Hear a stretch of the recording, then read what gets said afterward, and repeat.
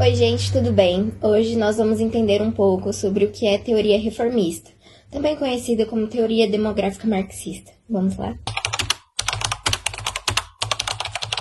Eu vou falar um pouquinho sobre o malthusianismo e a crítica marxista.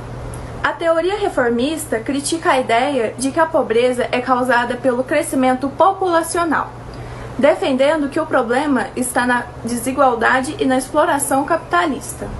Para os reformistas, a solução está em reformas socioeconômicas, como melhorar a distribuição de renda e acesso a direitos básicos.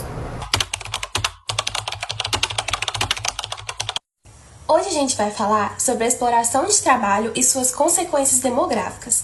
A exploração de trabalho, ela tem profundas consequências demográficas, afetando a estrutura populacional, as condições de vida e o desenvolvimento socioeconômico de uma região. Dentre os principais impactos, a gente pode começar citando o êxodo rural e o crescimento urbano, que devido à alta exploração de mão de obra no campo, principalmente em situações de precariedade, muitas pessoas optam por migrarem à região urbana, o que acaba resultando em um crescimento desordenado da região urbana. Impactos na saúde pública.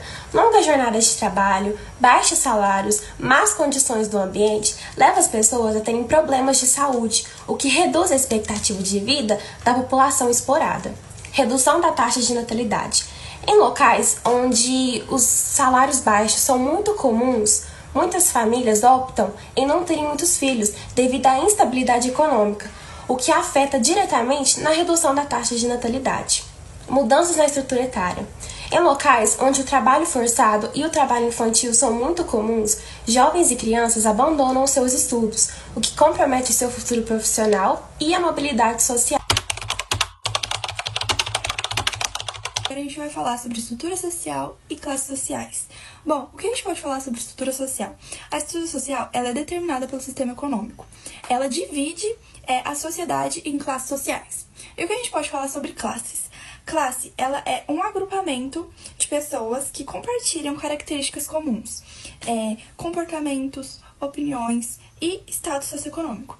Ela é essencial para compreender estruturas e divisões sociais. As classes sociais, elas são divididas em burguesia e proletariado.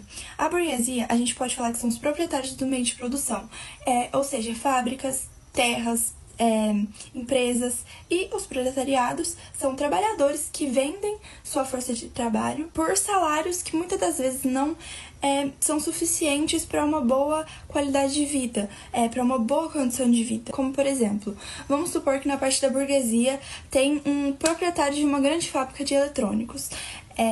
E na parte do proletariado, a gente tem um operário dessa fábrica que trabalha lá, fabrica os produtos, mas ele recebe um salário. Isso mostra que essa divisão de classes, ela gera desigualdade, porque enquanto a burguesia, ela acumula riquezas, o proletariado, ele vive com salários baixos. Agora, como vocês podem ver na imagem também, a gente tem aí uma pirâmide de classes sociais no Brasil. E como a gente pode reparar, a parte mais populosa é na base da pirâmide, nas classes E, D e C, que apresentam uma maior parcela da população. E agora no topo a gente consegue ver que são mais abastadas, porque representam a menor parte da população. E na teoria marxista, a transformação dessa estrutura ela é essencial para acabar com a exploração. A teoria reformista afirma que a pobreza vem da desigualdade de renda, não do crescimento populacional. A fome ocorre pela má distribuição de riqueza e não pela falta de alimentos. Além disso, o baixo desenvolvimento socioeconômico se deve à falta de oportunidades e não às altas taxas de natalidade.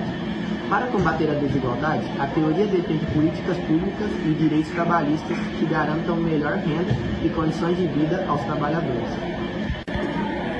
A desigualdade pode ser combatida por meio da garantia de direitos trabalhistas, justiça social e desenvolvimento sustentável. Karl Marx contribuiu para essas análises ao defender que os fenômenos sociais devem ser compreendidos como uma totalidade histórica e concretas. Dessa forma, a dinâmica populacional não pode ser analisada isoladamente, pois está diretamente ligada a fatores como o trabalho, a renda e condições sociais. Bom, vimos que a reforma ela critica o malthusianismo, porque o malthusianismo culpa os pobres pelo crescimento populacional e ignora a desigualdade social.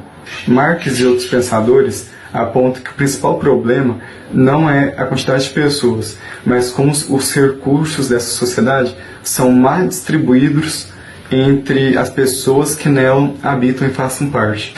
A exploração de trabalho influencia diretamente as condições da vida demográfica, ou seja, não é o número de pessoas que causa miséria, mas o sistema econômico que concentra a riqueza em mão de poucas pessoas.